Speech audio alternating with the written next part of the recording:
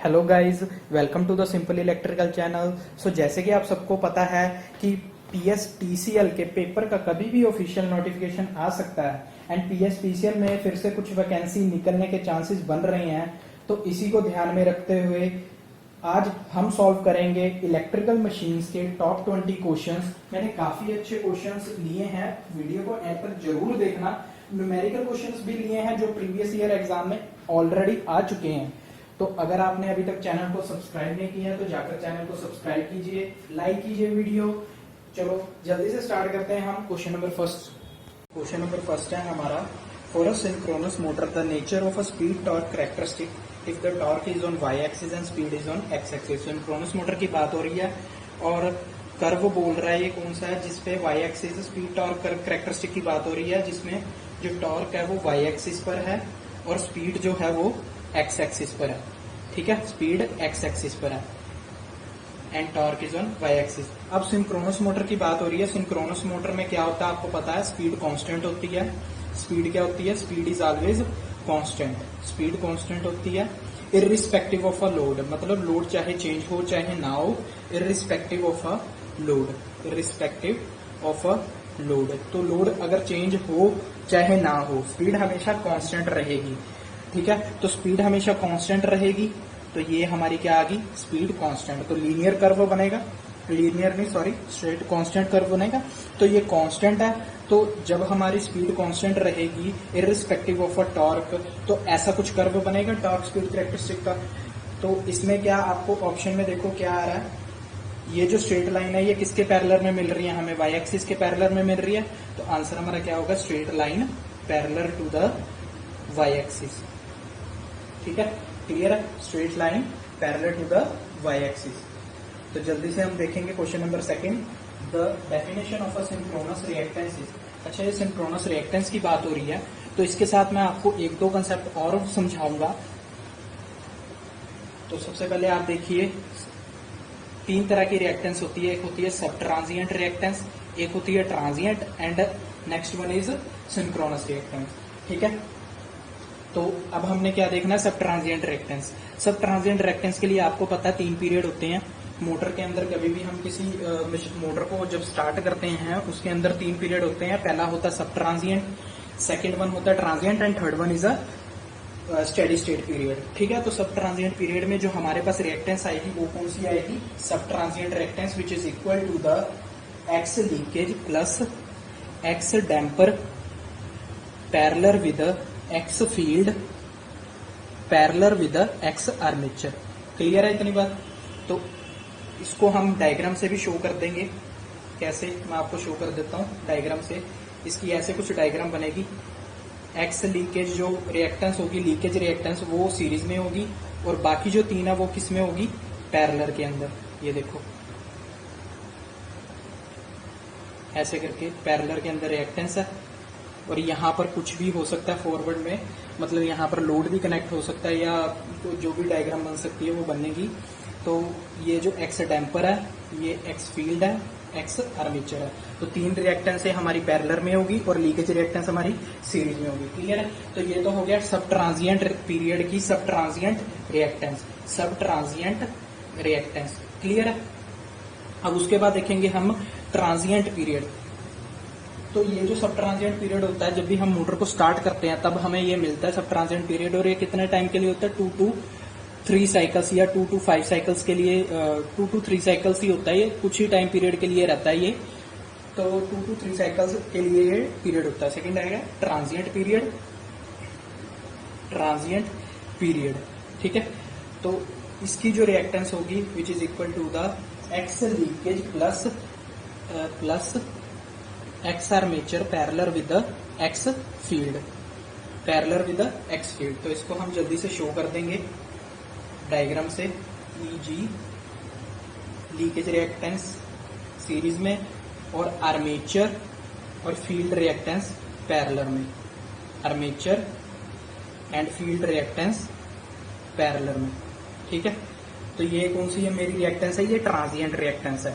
Clear है? क्योंकि जब भी हम किसी सिंक्रोनस मोटर को स्टार्ट करते हैं ना, तो वो मतलब ऑटोमेटिकली जो उसकी स्पीड है एकदम से सिंक्रोनस कभी नहीं होती है। तो 3 पीरियड आते हैं, सब transient, transient and steady state. अब एक पीरियड आएगा, थर्ड पीरियड जो होता है वो कौन सा होता है, स्टेडी स्टेट पीरियड। अब स्टेडी स्टेट पीरियड आ गया, जो ये पीरियड होगा इसमें क्या होगा, जो स्पीड होगी मोटर की वो इक्वल हो जाएगी सिंक्रोनस स्पीड के। क्लियर है? तो इसमें जो रिएक्टेंस होगी उसको हम क्या कहते हैं, सिंक्रोनस रिएक्टेंस, या फिर एक्स स्टेडी स्टेट रिएक्टेंस भी इसको कह सकते हैं। स्टेडी स्टेट रिएक्टेंस क्योंकि ये स्टेडी स्टेट पीरियड में होती है, तो steady state reactance which is equal to the armature reactance plus leakage reactance. ठीक है, तो इसका जो डायग्राम होगी, अगर आपको बाई चांस फ्यूचर में किसी पेपर में ऐसे करके दिया हुआ हो कि ये दो रिएक्टेंस कैसे है, किसकी है, कौन से पीरियड की है, तो आप बता सकते हैं स्टेडी स्टेट पीरियड की रिएक्टेंस है दोनों, या फिर डायग्राम स्टेडी स्टेट पीरियड की है। तो ये जो हमारा होगा आंसर होगा, it is the sum of the combined reactance due to the leakage flux and the armature reaction. ठीक है, ये आर्मेचर रिएक्शंस की वजह से है।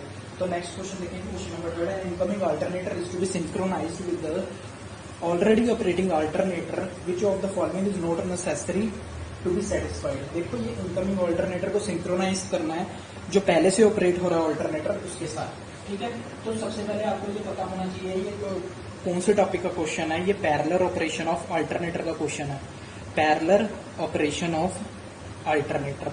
ठीक है, और ये हम क्यों करते हैं ये भी मैं आपको जल्दी से बता देता हूं। जब हमारा लोड सिस्टम पर डिमांड करता है पावर किससे ज्यादा, more than the generator power जो ऑलरेडी उस सिस्टम में ऑपरेट हो रहा होता है। जैसे सपोज करो ये मेरा सिस्टम है, ये मेरी बस बार है, ये इसकी वोल्टेज है, इसके अंदर मेरा जनरेटर लगा, ठीक है, यहाँ मेरा लोड कुछ कनेक्ट है। ठीक है, अब जो ये लोड लगा है अगर मैं इसको इंक्रीज कर दूंगा तो ये डिमांड करेगा पावर, ज्यादा डिमांड करेगा पावर, और इस जनरेटर की सपोज करो उतनी पावर नहीं है जितनी ये डिमांड कर रहा है, तो उस पावर को मतलब क्या करना है, कैसे करने के लिए उस पावर को उस पावर को सेटिस्फाइड करने के लिए हम क्या करते हैं, एक और जनरेटर को पैरेलल में लगाते हैं, अल्टरनेटर को पैरेलल में लगाते हैं, इसके पैरेलल में लगाते हैं, जो कि दोनों की वजह से जितनी पावर होगी तो वो लोड ले सके उतनी पावर। ठीक है, तो इसको हम क्या बोलते हैं, पैरेलल ऑपरेशन ऑफ अल्टरनेटर। ठीक है, क्लियर है? तो इसमें ये देखो ये क्या है, वोल्टेज किसकी है, ये वोल्टेज बस बार की वोल्टेज है। ठीक है, ये बस बार है, ये इसकी वोल्टेज है, आगे लोड कनेक्ट है, ये अल्टरनेटर 1 है, जनरेटर 1 है, ये अल्टरनेटर 2 है। ठीक है, ऐसे करके डायग्राम है। तो अब वो बोल रहा है कि अगर हम पैरेलल ऑपरेशन ऑफ अल्टरनेटर करें कौन सी कंडीशन सेटिस्फाई नहीं होती, तो condition of a parallel operation of alternator आपको पता होनी चाहिए क्या है। पहली कंडीशन है voltage of a incoming alternator. Incoming alternator कौन सा, जो हम कनेक्ट करते हैं बाद में। ठीक है, incoming alternator voltage frequency, voltage of a incoming alternator is equal to the bus bar voltage, बस बार वोल्टेज। ये मैं जो ऑलरेडी अल्टरनेटर कनेक्ट है उसकी इक्वल नहीं होनी चाहिए, बस बार की वोल्टेज के इक्वल होनी चाहिए। मैंने बस बार आपको दिखाई थी ना, ये बस बार की वोल्टेज के इक्वल होनी चाहिए दूसरे अल्टरनेटर की वोल्टेज। इस अल्टरनेटर की वोल्टेज इस वोल्टेज के इक्वल होनी चाहिए पैरेलल ऑपरेशन के लिए। क्लियर? तो ऐसे ही हम देखेंगे frequency of a incoming alternator, frequency of a incoming alternator is equal to the frequency of a bus bar voltage. Clear है? तो third one is a phase of a incoming alternator.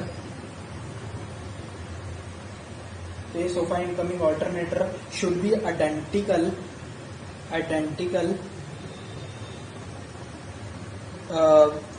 किसके होना चाहिए, identical to the phase angle of a bus bar voltage, phase angle of a bus bar voltage. Clear है? तो इसके लिए मैं आपको बता दूं ये जो फेस एंगल होता है इनकमिंग अल्टरनेटर का वो इक्वल होना चाहिए face angle of a bus bar voltage. मतलब दोनों अल्टरनेटर में जो फेस डिफरेंस होना चाहिए वो कितना होना चाहिए, 0 होना चाहिए।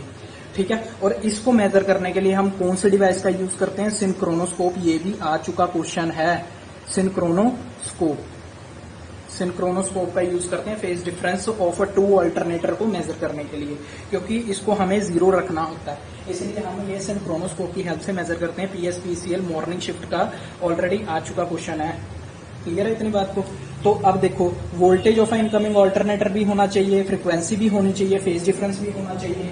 तो कौन सी चीज नहीं होनी चाहिए? Same prime mover speed. क्या दो प्राइम मूवर की स्पीड मतलब सेम होनी चाहिए? नहीं जी, बिल्कुल। तो ये हमारा आंसर है, क्योंकि उसने नॉट नेसेसरी पूछा। क्वेश्चन नंबर 4 देखो जल्दी से।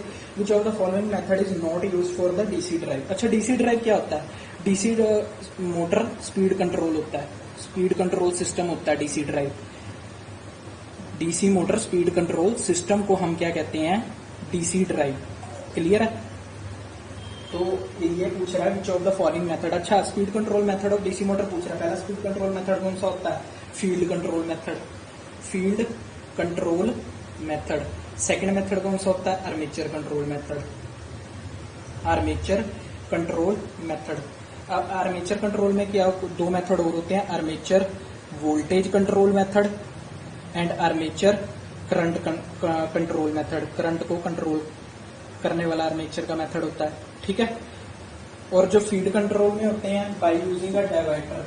जो फील्ड कंट्रोल में आपने पढ़ा होगा कि हम डाइवर्टर को इंसर्ट करते हैं पैरेलल में रेजिस्टेंस के। बताता हूं आपको। एक तो होता है फील्ड डाइवर्टर और एक होता है tapped field diverter. Tapped field control. देखो, इसके अंदर हम क्या करते हैं, जो भी हमारा रेजिस्टेंस होता है, ऐसे करके आर्मेचर होता है हमारा, ये जो रेजिस्टेंस होता है, इसके हम पैरेलल में क्या करते हैं? डाइवर्टर को लगाते हैं, जिससे क्या होगा, इस डाइवर्टर का जो रेजिस्टेंस होता है वो क्या होना चाहिए? कम होना चाहिए, लेस होना चाहिए। रेजिस्टेंस इसकी लेस होनी चाहिए, तो जो करंट होगा वो यहां भी फ्लो होना शुरू हो जाएगा, जिसकी वजह से ये जो फील्ड करंट होता है, फील्ड करंट क्या हो जाएगा? लेस हो जाएगा, जिसकी वजह से फ्लक्स भी लेस हो जाएगी। फ्लक्स लेस होने की वजह से स्पीड इंक्रीज हो जाएगी, क्योंकि स्पीड होती है inversely proportional to the flux. तो फ्लक्स डिक्रीज होगा तो स्पीड ऑटोमेटिकली क्या होगी? इंक्रीज होगी। ऐसे हम उस स्पीड को कंट्रोल कर सकते हैं, या बढ़ा सकते हैं या घटा सकते हैं। क्लियर है इतनी बात? तो अगर आपको ये पूरी चीज पढ़नी है स्पीड कंट्रोल मेथड, तो आप इस चैनल को सब्सक्राइब जरूर करिए, क्योंकि आने वाली वीडियोस के अंदर मैं ये जरूर समझाऊंगा। बिकॉज मेरा टारगेट ही यही है, जो बच्चे पीएसपीसीएल के पिछले पेपर में क्लियर नहीं कर पाए, वो आने वाली वैकेंसीज के अंदर मतलब उस पेपर को अटेम्प्ट करें और क्लियर करें। तो बने रहिए इस चैनल के साथ। तो क्वेश्चन नंबर 5 हमारा क्या कहता है? क्वेश्चन नंबर 5 कहता है the hysteresis loss. What will be the effect on the hysteresis loss of the transformer if the iron core is replaced by the air core? अच्छा, hysteresis loss आपको पता है क्या होता है? hysteresis loss क्या होता है? It occurs due to the magnetizing. It occurs due to the magnetizing and demagnetizing of the core. Magnetizing and demagnetizing of the core. ये ट्रांसफार्मर की बात हो रही है, क्योंकि ट्रांसफार्मर में ही होता है हिस्टैरिसीस लॉस। तो ये जैसे दो वाइंडिंग्स हैं, ये हमने किसके ऊपर कर रखी हैं? कोर के ऊपर कर रखी हैं। ये कोर है हमारा, ठीक है। ऐसे करके हमने दो वाइंडिंग्स कर रखी हैं, ठीक है। तो ये हमारा कोर है। ये कोर हमारा क्या होता है? आयरन कोर होता है। जब भी आयरन कोर के अंदर से तुम करंट को फ्लो करवाओगे तो वो मैग्नेटाइज हो जाएगा, तो वो कोर क्या हो जाएगा? मैग्नेटाइज हो जाएगा। और जब तुम करंट को कम करोगे तो वो डीमैग्नेटाइज होना शुरू हो जाएगा। क्लियर है? तो जब भी मैग्नेटाइजिंग और डीमैग्नेटाइजिंग होती है कोर की, उसके कारण जो हमें लॉस मिलते हैं वो कौन से मिलते हैं? Hysteresis loss. क्लियर है? आपको पता ही होगा, एक लूप के लिए, एक साइकिल के लिए हिस्टैरिसीस लूप बनता है। तो उसको मैं इतना डिटेल में नहीं समझाऊंगा, क्योंकि ये मैग्नेटाइजिंग और डीमैग्नेटाइजिंग की कोर की वजह से होता है। तो अगर आयरन कोर ही हम रिप्लेस कर देंगे एयर कोर से, तो एयर कोर में तो ऐसी कोई होता ही नहीं है, ऐसी कोई कंडीशन ही नहीं है कि जब या हम करंट को पास करें वो मैग्नेटाइज हो, डीमैग्नेटाइज हो। तो एयर कोर में तो ऐसी कोई चीज ही नहीं है, जिसके कारण हमारा जो हिस्टैरिसीस लॉस होगा वो क्या होगा? 0 हो जाएगा। क्लियर है इतनी बात को? तो next question, question number 6, flat compound characteristic of a DC compound generator is obtained by connecting the. Video थोड़ी लेंथी हो सकती है, प्लीज बने रहिए वीडियो को। मैं कंसेप्ट भी साथ के साथ क्लियर कराता जा रहा हूँ। सिर्फ क्वेश्चन और आंसर को ही मतलब बताना मेरा मोटिव नहीं है, कंसेप्ट भी बताने मेरा मोटिव है। तो ये देखिए, ये flat compound characteristic DC compound generator की बात कर रहा है। तो डीसी कंपाउंड जनरेटर में देखो, पहले मैं सारी कैरेक्टरिस्टिक आपको बता देता हूँ। जो इधर होता है वो क्या होता है? वाई एक्सिस पे टर्मिनल वोल्टेज हम कंसिडर करते हैं, और एक्स एक्सिस पे क्या कंसिडर करते हैं? लोड करंट आपने देखा होगा, आर्मेचर करंट भी देखा होगा, कई बार लोड करंट होता है, कई बार आर्मेचर करंट होता है, दोनों ही चीजें होती हैं, लोड करंट और आर्मेचर करंट। ठीक है, क्लियर है। तो अब देखो ये जो मैं लाइन ले रहा हूं, जो ये कांस्टेंट लाइन है, ये क्या शो कर रही है हमें, क्या शो कर रही है, रेटेड वोल्टेज को शो कर रही है, रेटेड वोल्टेज। ठीक है, अब जो हमारा ओवर, पहले हम देखेंगे ओवर कंपाउंड। जो ओवर कंपाउंड होएगा वो ऐसे करके इसका कैरेक्टरिस्टिक होगा। फ्लैट कंपाउंड का क्या होता है कि जीरो से थोड़ी सी वैल्यू से, ये थोड़ी जीरो से नहीं स्टार्ट हो रहा, थोड़ी सी वैल्यू से स्टार्ट होता है और जाकर रेटेड वोल्टेज पे मिल जाता है। और जो अंडर कंपाउंड होता है वो ऐसे करके होता है उसका कैरेक्टरिस्टिक। तो ये ओवर कंपाउंड हो गया, over compound, flat compound, under compound. ठीक है, तो अंडर कंपाउंड, तो जो फ्लैट कंपाउंड है, देखो इधर फ्लैट कंपाउंड का जो कैरेक्टरिस्टिक है वो हमें क्या शो कर रहा है इस पॉइंट पे आके, कि जो टर्मिनल वोल्टेज है वो किसके इक्वल होगी, रेटेड वोल्टेज के इक्वल होगी। जब हमारी टर्मिनल वोल्टेज रेटेड वोल्टेज के इक्वल हो जाएगी तब हमें क्या मिलेगा, फ्लैट कंपाउंड कैरेक्टरिस्टिक मिल जाएगा। क्लियर है इतनी बात। तो इसके लिए हमें क्या चीज करनी जरूरी है, हम क्या करेंगे, वेरिएबल रेजिस्टेंस को कनेक्ट करेंगे अक्रॉस द सीरीज फील्ड। ठीक है, आपको पता है कंपाउंड जनरेटर कैसा होता है, कंपाउंड जनरेटर का डायग्राम कैसे होता है, ये देखो, थोड़ी सी मेरी डायग्राम गंदी हो सकती है बट आपको समझाना है मैंने, तो सिर्फ R field is equal to, ये फील्ड वाइंडिंग होती है या फिर इसको हम कई बार शंट वाइंडिंग भी कह देते हैं। दोनों क्वेश्चन में दोनों चीजें, दोनों में से एक चीज आएगी, या तो फील्ड वाइंडिंग कहा गया होगा या शंट वाइंडिंग कहा गया होगा। ठीक है, ये आर्मेचर वाइंडिंग होती है। ठीक है, इधर हम लोड को कनेक्ट करते हैं, ऐसे करके लोड कनेक्ट होता है। ठीक है, तो ये देखो, ये आर्मेचर करंट होता है, ये लोड करंट होता है, और इधर से क्या जा रहा होता है, हमारा शंट करंट है, जो या फील्ड करंट और आई फील्ड। ठीक है, ये आर्मेचर होता है।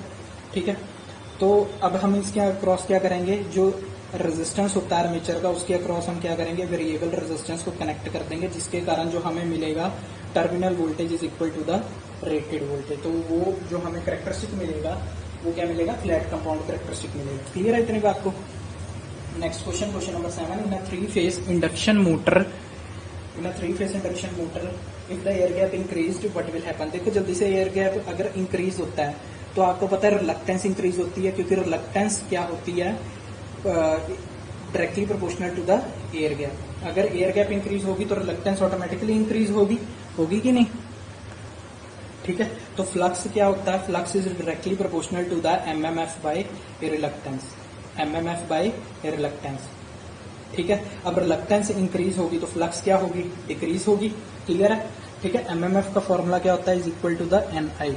ठीक है, अब फ्लक्स डिक्रीज होगी रिलक्टेंस के इंक्रीज होने से। अब फ्लक्स को तो मेंटेन करना चाहिए हमें, तो अगर फ्लक्स को मेंटेन करना है तो उसके लिए हमें क्या चाहिए, एमएमएफ को इंक्रीज करना होगा। We require the more MMF, और एमएमएफ को इंक्रीज करने के लिए जो हमें करंट चाहिए, मैग्नेटाइजिंग करंट, वो ज्यादा चाहिए होगा, क्योंकि एमएमएफ के फॉर्मूला क्या होता है, N I, where N is the number of turns and I is the current, magnetising current. और करंट को, क्योंकि टर्न्स तो हमेशा कांस्टेंट होते हैं, तो हमें क्या, किसको इंक्रीज करना पड़ेगा, मैग्नेटाइजिंग करंट को इंक्रीज करना पड़ेगा। और मैग्नेटाइजिंग करंट किसके, मतलब किस लिए हम यूज करते हैं, मैग्नेटाइजिंग करंट जो होता है वो रिस्पॉन्सिबल होता है for creating a magnetic field, for creating a magnetic field. ये मैग्नेटिक फील्ड बनाता है, मैग्नेटाइजिंग करंट जो होता है इंडक्शन मोटर में मैग्नेटिक फील्ड को क्रिएट करता है। तो मोर एमएमएफ के लिए मोर मैग्नेटाइजिंग करंट चाहिए। और आपको पता है कि अगर मैग्नेटाइजिंग करंट ज्यादा होगा तो जो वोल्टेज और करंट का कर्व होता है, मतलब अगर वोल्टेज ऐसे है, करंट ऐसे है, या फिर अपवर्ड है या डाउनवर्ड है, जैसे भी है, वो जो करंट इंक्रीज होगा तो वो ज्यादा लैग करेगा। ज्यादा लैग करने की वजह से या ज्यादा लीड करेगा, ज्यादा लैग या लीड करने की वजह से जो कॉस फाई होगा वो क्या होगा, डिक्रीज होगा, क्योंकि फाई इंक्रीज होगा एंड कॉस फाई डिक्रीज होगा। क्लियर है। Power factor is equal to the cos phi होता है ना, पावर फैक्टर कॉस फाई होता है, और वोल्टेज और करंट के बीच में जो एंगल होता है उसे हम फाई कहते हैं। अगर ये इंक्रीज होगा तो ये ज्यादा लैग करेगा या फिर ज्यादा लीड करेगा, तो जिसकी वजह से जो फाई इंक्रीज होगा तो जो हमारा कॉस फाई है वो क्या होगा, डिक्रीज होगा। देखो मैं इसको ऊपर एक्सप्लेन करता हूँ। फाई हमारा क्या होगा, इंक्रीज होगा, कॉस फाई हमारा क्या हो जाएगा, डिक्रीज हो जाएगा। क्योंकि फाई इंक्रीज होगा तो कॉस फाई क्या होगा, डिक्रीज होगा। और कॉस फाई को हम क्या कहते हैं, पावर फैक्टर। क्लियर है इतनी बात। तो चलो जल्दी से हम नेक्स्ट क्वेश्चन देखते हैं कि पावर फैक्टर हमारा रिड्यूस होगा, ये इसका आंसर है। Forward regeneration mode of a 3 phase, question number 8 की बात कर रहा हूँ। 3 फेज इंडक्शन मोटर। देखो ये जो मेरे क्वेश्चन है ना 1 to 10 क्वेश्चन, 1 to 10 क्वेश्चन ये मेरे PSPCL 2019 के मॉर्निंग एंड इवनिंग शिफ्ट दोनों के मैंने क्वेश्चंस लिए हैं। तभी हर एक क्वेश्चंस के आगे मैंने हर एक क्वेश्चंस के आगे PSPCL जेई नहीं लिखा है, ठीक है। तो जल्दी से हम अपना देखेंगे। तो ये फॉरवर्ड रीजनरेशन मोड है, क्वेश्चन नंबर 8 ये इंडक्शन मोटर का, इसमें स्लिप की वैल्यू पूछ रहा है। तो फॉरवर्ड रीजनरेशन मोड कब होता है, देखो ये टॉर्क स्लिप कैरेक्टरिस्टिक है, अगर आपने पढ़ा होगा ये टॉपिक तो टॉर्क स्लिप कैरेक्टरिस्टिक के बारे में पूछ रहा है। ये स्लिप हम स्पीड दोनों ही एक्स एक्सिस पे लेते हैं, ठीक है। तो जल्दी से मैं ये बना देता हूँ, ठीक है। तो ये थोड़ा सा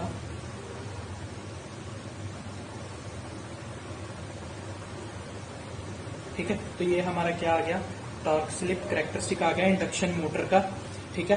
तो जो ये वाला पॉइंट होता है, ये वाले पॉइंट पे स्लिप होती है 0, इस पे होती है स्लिप 1, ये वाला पॉइंट, ठीक है, इस पे होती है स्लिप 1, क्लियर है। तो जो ये रीजन होगा हमारा, ये कौन सा होगा, जनरेटिंग रीजन, जनरेटिंग रीजन, या फिर हम इसको क्या कहेंगे, रीजनरेटिव ब्रेकिंग रीजन, जो कि हमें क्वेश्चन में पूछा गया। ब्रेकिंग रीजन, रीजनरेशन मोड पूछा गया ना, वो इसी को कहते हैं। तो इस केस में स्लिप क्या होगी, जैसे हम स्लिप 0 से 1 है तो इधर क्या होगी, स्लिप लेस देन 0, इधर क्या होगी, स्लिप 1 से स्मॉलर और 0 से बड़ी होगी, और इधर क्या होगी, स्लिप इज ग्रेटर देन 1। तो इस रीजन को क्या कहेंगे हम, motoring region, motoring region, clear. और इस वाले रीजन को क्या कहेंगे हम, इस वाले रीजन को क्या कहेंगे, ब्रेकिंग रीजन। अगर आपसे कुछ भी पूछ ले तीनों में से तो आपको पता होना चाहिए, ये वाला रीजन क्या होगा, ब्रेकिंग रीजन। इस वाले पे जो स्पीड होती है हमारी n इज इक्वल टू 0, और जो यहाँ होती है स्पीड वो होती है इक्वल टू सिंक्रोनस स्पीड, ठीक है, क्लियर है। तो ये हमारा क्या है, टॉर्क स्लिप कैरेक्टरिस्टिक। तो हमारा आंसर क्या आएगा, S is less than 0। Regeneration mode में तो S लेस देन 0 क्या होता है, नेगेटिव होता है। तो हमारा आंसर क्या होगा, स्लिप विल बी नेगेटिव। तो क्वेश्चन नंबर 9 देखेंगे, an over excited synchronous motor at no load act as a. तो over excited synchronous motor no load पर कैपेसिटर की तरह एक्ट करती है, कंडेंसर भी कहते हैं हम इसे, सिंक्रोनस कंडेंसर। तो over excited synchronous motor act as a capacitor. तो question number 10, which of the following type of DC generator is most suitable as a booster. देखो ये मैं आपको सारे पॉइंट बता दे रहा हूँ, जो अदर ऑप्शंस भी हैं आंसर्स के अंदर, उसके बारे में जो मैं बता देता हूँ, आपको पता होना चाहिए। सबसे पहले है शंट जनरेटर। तो शंट जनरेटर का एप्लीकेशंस क्या है, ये यूज किया जाता है जनरल लाइटनिंग पर्पस के लिए, जनरल लाइटनिंग पर्पस के लिए, ठीक है। और दूसरी चीज चार्जिंग बैटरी के लिए, पोर्टेबल बैटरी होगी या फिर कोई और बैटरी होगी, उसको चार्ज करने के लिए हम शंट जनरेटर का यूज करते हैं। मोबाइल बैटरी जो होती है उसके अंदर, उसके चार्जर के अंदर शंट जनरेटर लगा होता है, ठीक है।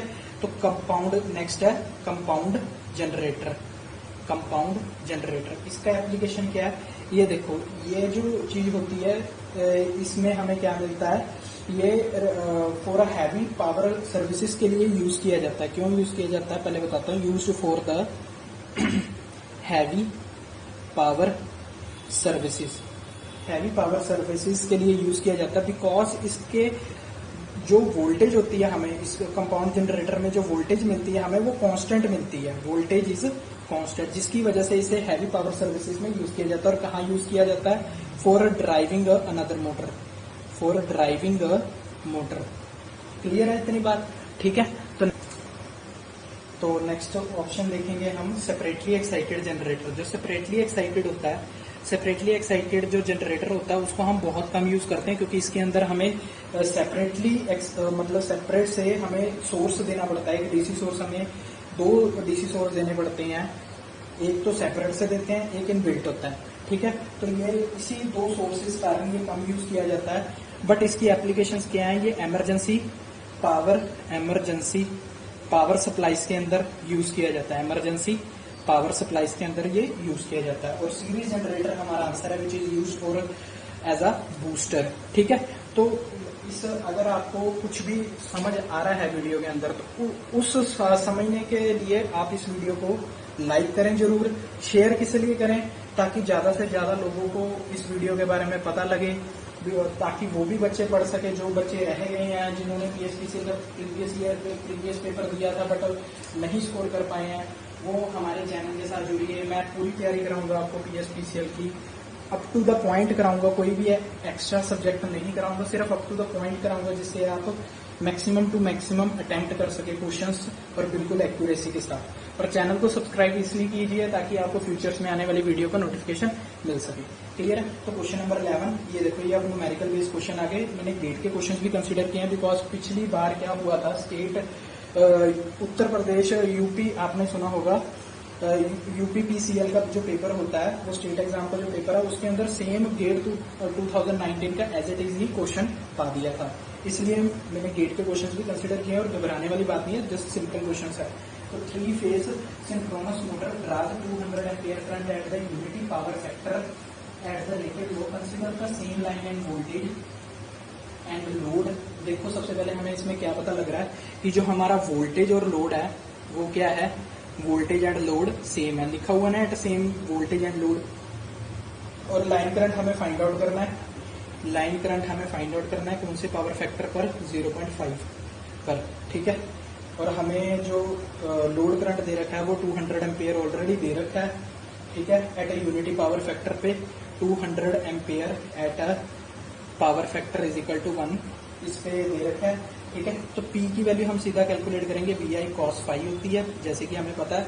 वोल्टेज और लोड हमें कांस्टेंट दे रखा है, तो हम क्या करेंगे, I1 cos फाई 1 को इक्वेट कर देंगे equal to I2 cos phi 2, ठीक है, दोनों को इक्वेट कर देंगे। तो I1 हमें ऑलरेडी दे रखा है 200 और पावर फैक्टर की वैल्यू क्या दे रखी है 1, और I2 की वैल्यू क्या दे रखी है हमें फाइंड आउट करनी है, पावर फैक्टर उसका दे रखा है 0.5, तो I2 की वैल्यू यहां से क्या आ जाएगी 200 divided by 0.5 which is equal to the 400 ampere. Clear, 400 ampere. तो देखो जो सिंपल सा क्वेश्चन था, कुछ भी नहीं था, और गेट का क्वेश्चन है 2019 का, पिछले साल का। तो नेक्स्ट क्वेश्चन हम जल्दी से देखेंगे। 3 phase 50 HZ 4 pole induction motor runs at no load slip. अब इस चीज में ना हमेशा ध्यान रखना, नो लोड स्लिप दे रखी है, slip at no load is equal to the 1%, ठीक है। और हमें क्या दे रखा है, फुल लोड स्लिप भी दे रखी है, फुल लोड स्लिप कितनी है 5%, क्लियर है, 5%। और हमें स्पीड रेगुलेशन फाइंड आउट करना है, स्पीड रेगुलेशन फाइंड आउट करना है। आपको मैं 2 फॉर्मूले बताऊंगा, हमेशा ध्यान रखना, बच्चे बहुत गलती करते हैं, ठीक है। तो हमें 50 HZ दे रखा है 4 पोल इंडक्शन मोटर 4 पोल, तो हम इससे सिंक्रोनस स्पीड निकालेंगे जिसका फॉर्मूला होता है 120 F/P, 120 50/4 which is equal to the 1500 RPM। Clear है इतनी बात, ये सिंक्रोनस स्पीड आ गई हमारी। अब हम नो लोड स्पीड निकालेंगे। नो लोड स्पीड का फॉर्मूला क्या होता है, S no load is equal to NS minus N no load divided by NS। इसकी जगह आप NR लिखते होंगे रोटर की, बट मैंने इधर नो लोड लिखा है, ठीक है। 15,000 minus N no load over 1500 sorry, और नो लोड कितनी दे रखी है हमें 1% विच इज इक्वल टू 0.01, और ये भी 0.05 है, तो 0.01 is equal to the 1500 minus N no load divided by 1500। Clear है? तो ये मैं आपको ऊपर से इरेज कर रहा हूँ, अगर आपने नोट करना तो वीडियो को पॉज करके नोट कर सकते हैं। तो इससे हमें क्या मिलेगा, 1500 multiply the 0.101, 1500 minus no load, इसका 0 कैंसिल करेंगे तो 15 is equal to 1500 minus N no load.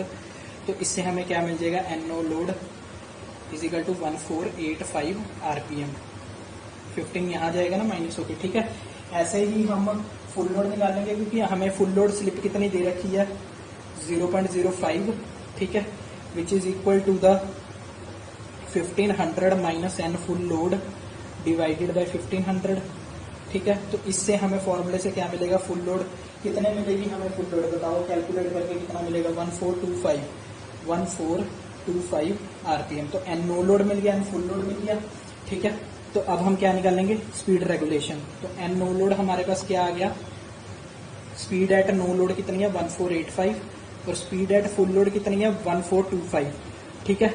दोनों स्पीड मिलगी। अब हमें स्पीड रेगुलेशन निकालना है। स्पीड रेगुलेशन के लिए क्या करेंगे, N no load minus N full load divided by N full load. ठीक है, 1485 माइनस 1425 डिवाइडेड बाय 1425। तो इसका आपको आंसर सॉल्व करके क्या मिलेगा, 4.21%। ठीक है, ये तो होगी स्पीड रेगुलेशन की बात। क्या आपने वोल्टेज रेगुलेशन का फॉर्मूला पता है आपको? वोल्टेज रेगुलेशन का फॉर्मूला आपको मैं दोनों बता रहा हूँ। देखो, ये स्पीड रेगुलेशन में no load minus full load by full load, हम ये फुल लोड को यहाँ लिखते हैं, जबकि वोल्टेज रेगुलेशन में हम क्या लिखते हैं, V no load minus V full load divided by V no load. इसमें हम नो लोड नीचे लिखते हैं, जब भी हम स्पीड का फॉर्मूला कैलकुलेट करते हैं स्पीड रेगुलेशन, उसमें हम फुल लोड नीचे लिखते हैं। इस बात का ध्यान रखना, मोस्टली बच्चे यहाँ भी नो लोड ही लिखाएंगे। तो ये वोल्टेज का फॉर्मूला है, स्पीड का फॉर्मूला। तो नेक्स्ट क्वेश्चन हमारा यही है। तो नेक्स्ट क्वेश्चन जल्दी से देखो। अब 5 kVA 50 volt divided by 100 volt single phase transformer has a secondary terminal voltage of 95 volt when loaded. Loaded की बात कर रही है ना, तो फुल लोड वोल्टेज कितना हो गया, 95 वोल्ट। ठीक है, और नो लोड वोल्टेज क्या है हमारा, वी नो लोड 100 वोल्ट है। 100 वोल्ट है। क्यों, मैंने सेकेंडरी साइड की बात, मैं सेकेंडरी साइड पे ले रहा हूँ, तो सेकेंडरी साइड पे फुल लोड होता है 95, तो सेकेंडरी साइड पे नो लोड दूंगा, तो सेकेंडरी साइड के वोल्टेज की नो लोड की क्या वैल्यू है, 100 वोल्ट है। क्लियर। तो वोल्टेज रेगुलेशन मैंने आपको अभी फॉर्मूला बताया, V no load minus V full load divided by V no load. Clear. 100 minus 95 divided by 100, तो ये क्या आ गया, 5%। क्लियर है इतनी बात। तो वोल्टेज रेगुलेशन हमारा क्या आ जाएगा, 5%। देखो सिंपल क्वेश्चन है, question number 14, which is to be short circuited on performing the short circuit test of the transformer. देखो इस बात में ना आपको ध्यान रखना है, क्योंकि मोस्टली डायग्राम्स के अंदर सेकेंडरी साइड को शॉर्ट सर्किट किया गया होता है, तो बच्चे क्या करते हैं, सेकेंडरी साइड दिखाते हैं। जबकि शॉर्ट सर्किट जो टेस्ट होता है कहां पर परफॉर्म होता है, परफॉर्म्ड ऑन द, नोट कर लो point, high voltage side, performed on the high voltage side. तो शॉर्ट जो हमारा लो वोल्टेज साइड होगी वो क्या होगी, low voltage side is short circuited. Clear है, low voltage side is short circuited. तीसरा पॉइंट भी आपको मैं बताता हूँ। तीसरा पॉइंट क्या है, तीसरा पॉइंट क्या है, it is performed at the rated current, performed at the rated current. ठीक है, performed at the rated current. और इसके अंदर जो हमारी डायग्राम बनती है, डायग्राम मैं आपको बता दूं, थोड़ा वीडियो लेंथी हो जाएगी, बट कंसेप्ट क्लियर करना हमारे लिए जरूरी है। ठीक है, ऐसे करके आपने डायग्राम देखी होगी।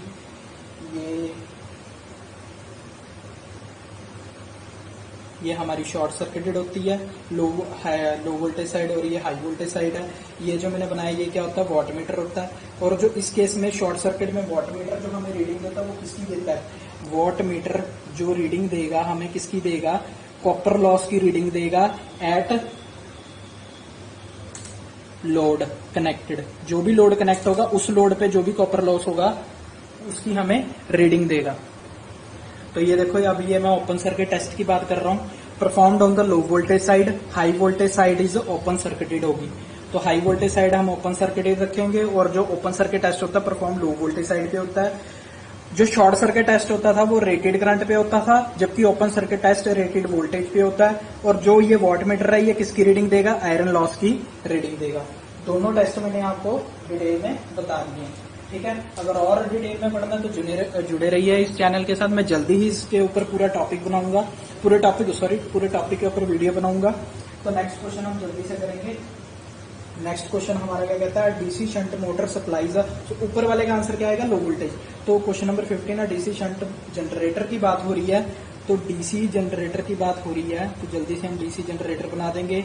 ये आर्मेचर हो गया हमारा, उसके साथ हमने ये रेजिस्टेंस कनेक्ट कर दिया, ये हमारा लोड हो गया जिसकी वोल्टेज क्या है, प्लस माइनस वी। क्लियर है। इधर हमारा क्या हो गया, ये किसकी बात कर रहा है, डीसी शंट जनरेटर। हाँ जी, ये शंट जनरेटर है। ये आर रेजिस्टेंस फील्ड या फिर किसके इक्वल होता है, शंट। इसको हम शंट रेजिस्टेंस भी कहते हैं या फिर फील्ड रेजिस्टेंस भी कहते हैं। ये हमें दे रखी है कितने के, आर्मेचर रेजिस्टेंस हमें जो दे रखी है वो 0.6 ओम दे रखी है, ठीक है। जो हमें लोड दे रखा है वो कितने का दे रखा है, 7.5 किलो वोल्ट का दे रखा है, क्लियर। और 200 वोल्ट दे रखी है हमें ऑलरेडी, 200 वोल्ट है, ठीक है। और जो फील्ड रेजिस्टेंस जो हमें दे रखी है वो कितनी दे रखी है, 80 ओम। तो हमें यहाँ से पता है कि आई आर्मेचर करंट जाता दोनों में डिवाइड होगा, आई शंट यहाँ जाएगा या फिर आई फील्ड, सॉरी आई फील्ड या आई शंट, आई फील्ड, और इधर क्या जाएगा, आई लोड, क्लियर। तो डायग्राम नोट कर लो, मैं इसे इरेज करने जा रहा हूँ, ठीक है। वीडियो को पॉज करके डायग्राम नोट कर लेना। तो देखो जैसे कि हमें पता है कि पावर हमें कितनी दे रखी थी, 7.5 किलो वोल्ट, ठीक है, वोट, ठीक है। तो पावर का फॉर्मूला क्या होता है, वी आई, वोल्टेज हमें दे रखी थी 200, करंट जो होगा 7.5 इंटू 10⁻³ क्योंकि किलो वोट है, तो 7.5 इंटू 10⁻³ को 200 से जब डिवाइड करेंगे तो हमें जो मिलेगा वो कितना बनेगा, ये जो करंट होगा वो लोड करंट होगा, तो हमें कितना मिलेगा, 37.5 एम्पियर का करंट मिलेगा, क्लियर है। तो ये लोड करंट आ गया, ठीक है। अब जो हमें शंट करंट चाहिए, शंट करंट के लिए आपको पता होगा V/R। जब भी ये देखो ना, ये शंट वाइंडिंग थी ना, आर शंट, तो पैरेलल में तो वोल्टेज सेम होता है, इधर वोल्टेज दे रखी थी 200, तो पैरेलल में तो वोल्टेज सेम होता है, तो पैरेलल में वोल्टेज सेम होगी, तो 200 डिवाइडेड बाय शंट रेजिस्टेंस हमें कितना दे रखा था, 80। तो हमारे पास कितना आ गया, ये डिवाइड करेंगे तो 2.5 एम्पियर, ठीक है। अब जो दोनों मिलकर आएगा, आई आर्मेचर वो होता है IL plus I shunt, which is 37.5 plus 2.5 40 ampere. तो हमें आई आर्मेचर कितना मिल गया, 40 एम्पियर। आई आर्मेचर हमें कितना मिल गया, 40 एम्पियर, ठीक है। और हमें पता है कि जो EMF इंड्यूस होता है उसका फॉर्मूला क्या होता है, जनरेटर का VT प्लस IA RA, और VT क्या है, terminal voltage, terminal voltage 200, IA हमने फाइंड आउट कर लिया 40, और रेजिस्टेंस ऑफ आर्मेचर कितना था हमारा, 0.6। तो इससे हमें जब सॉल्व करेंगे 200 प्लस 24 224 वोल्ट। क्या ये न्यूमेरिकल डिफिकल्ट था, क्या इसमें कुछ था? अगर आपको कंसेप्ट पता है तो कुछ भी डिफिकल्ट नहीं है। तो अगर आप इस YouTube चैनल के साथ जुड़े हुए हैं तो मैं आपको सब कुछ सिखाऊंगा, ठीक है। तो जल्दी से आप देखिए next question, question number 16। Which of the type of single phase induction motor used for low noise and high starting torque application? So it is a capacitor start capacitor run motor. Capacitor start capacitor run motor के अंदर क्या होता है, torque, high starting torque होती है और high starting torque होती है, ठीक है। एफिशिएंसी भी इसकी हाई होती है, नॉइस इसका लो होता है, ठीक है। और ये कहाँ यूज की जाती है, use in the large machine, ठीक है। और एक बात का और ध्यान रखना, जो capacitor start capacitor run motor होती है, it is also use for improving the power factor. इसका जो पावर फैक्टर होता है वो हाई होता है, ठीक है, इस मशीन का, क्लियर है। तो क्वेश्चन नंबर 17, 3 फेज। अगर आप इसको डिटेल में पढ़ना चाहते हैं तो प्लीज मैं बार बार कह रहा हूँ चैनल को सब्सक्राइब कर लीजिए, क्योंकि फ्यूचर में मैं वीडियो जरूर बनाऊंगा इस पर। तो question number 17, 3 phase 50 HZ 6 pole induction motor whose slip is 3%। Slip हमें दे रखी है, कितनी दे रखी है स्लिप हमें, 3%, विच इज इक्वल टू 0.03, ठीक है। पोल कितने दे रखे हैं, 6 पोल दे रखे हैं, और फ्रीक्वेंसी कितनी दे रखी है, 50 HZ। तो सबसे पहले हम सिंक्रोनस स्पीड फाइंड आउट करेंगे, which is 120 F/P, 120 into 50 divided by 6000 RPM, ठीक है। अब आपको स्लिप का फॉर्मूला तो पता ही होगा, NS minus NR by NS। Slip का फॉर्मूला क्या होता है, NS minus NR by NS, ठीक है। हमने सिंक्रोनस स्पीड फाइंड आउट कर लिया, स्लिप हमें 0.03 दे रखी है, 1000 minus NR by NS, sorry 1000, ठीक है। तो 30 is equal to 1000 minus NR। तो NR की वैल्यू यहाँ से क्या आएगी, 970 RPM, ठीक है। न्यूमेरिकल इजी ही होते हैं, हमें जब कंसेप्ट नहीं आते तो वो ऑटोमेटिकली हमारे लिए डिफिकल्ट बन जाते हैं। तो question number 18, which of the following motor is not self starting. तो नॉट सेल्फ स्टार्टिंग कौन सी मोटर होती है, तो सबको पता होगा single phase induction motor is not self starting. तो अब आते हैं क्वेश्चन नंबर 19 पे। For a coils and P poles the commutator pitch of a simple। देखो इस क्वेश्चन में ना बच्चे बहुत ज्यादा कंफ्यूज हुए होंगे क्योंकि ये जो ओवरऑल क्वेश्चन है ना 16 to 20 ये PSPCL जेई के पेपर में 2018 में आया हुआ क्वेश्चन है। मॉर्निंग और इवनिंग दोनों के मिक्स क्वेश्चन लिए और मैंने अच्छे क्वेश्चन लिए हैं, बेसिक क्वेश्चन नहीं लिए जो कि बच्चों को ऑलरेडी आती हैं। मैंने वो क्वेश्चन लिए हैं जो बच्चों को नहीं आते, जो जिनमें बच्चों को डिफिकल्टी होती है। तो इस क्वेश्चन का आंसर देखना, जो कम्यूटेटर पिच होती है, जो कम्यूटेटर हमारी पिच होती है, जो अभी ये किसकी बात कर रहा है, ये कर रहा है सिंपलेक्स बाइंडिंग की बात कर रहा है और लैप वेव बाइंडिंग की बात कर रहा है, ठीक है ना, सिंपलेक्स वेव बाइंडिंग की बात कर रहा है, ठीक है। तो जो कम्यूटेटर पिच होगी YC, जिसको हम कम्यूटेटर पिच लिखते हैं, वो होती है equal to the average pitch. Average pitch, commutator pitch is equal to the average pitch, ठीक है। और जो Y एवरेज का फॉर्मूला होता है वो क्या होता है, Z प्लस माइनस 2/P। पर ऐसा तो कोई ऑप्शन दे ही नहीं रखा हमें यहाँ पर, ठीक है, Z प्लस माइनस 2/P। तो इसको हम क्या ऐसे नहीं लिख सकते, Z तो है ही नहीं जबकि C है, तो Z/2 plus minus 1 P/2, 2 common ले लिया, 2 कॉमन ले लिया तो Z/2 प्लस 1 और 2 जो कॉमन लिया था वो इसके नीचे आ गया। क्लियर है इतनी बात। तो अब देखो जो वेव वाइंडिंग में कॉइल स्पैन होता है, कॉइल स्पैन जिसको हम C से डिनोट करते हैं, उसको हम क्या लिखते हैं, Z/2, number of conductor divided by 2। तो इसको हम क्या लिखेंगे, C प्लस माइनस 1/P/2। तो ये क्या आ जाएगा हमारा answer, C plus minus 1/2। Clear है इतनी बात। In a 6-pole DC machine with the lap winding, the number of parallel path in the armature, question number 20। देखो ये भी क्वेश्चन सिंपल है। जो लैप वाइंडिंग होती है उसके अंदर पैरेलल पाथ जो होते हैं, इसको हम ए से डिनोट करते हैं पैरेलल पाथ को। It is equal to the number of poles, और पोल्स कितने दे रखे हैं 6, तो 6 पैरेलल पाथ होंगे।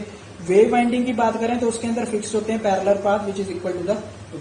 तो मैं बार बार कहूंगा, अगर आपको कुछ समझ आया तो वीडियो को जरूर लाइक करें, ठीक है, कमेंट करके बताएं वीडियो कैसी लगी, आपको कुछ मतलब कुछ समझ नहीं आया तो कमेंट करके जरूर बताएं कि ये चीज़ हमें समझ नहीं आई। मैं कोशिश करूंगा नेक्स्ट वीडियो में उसे कवर अप करने की। सब्सक्राइब करना मत भूलिएगा चैनल को। Thank you.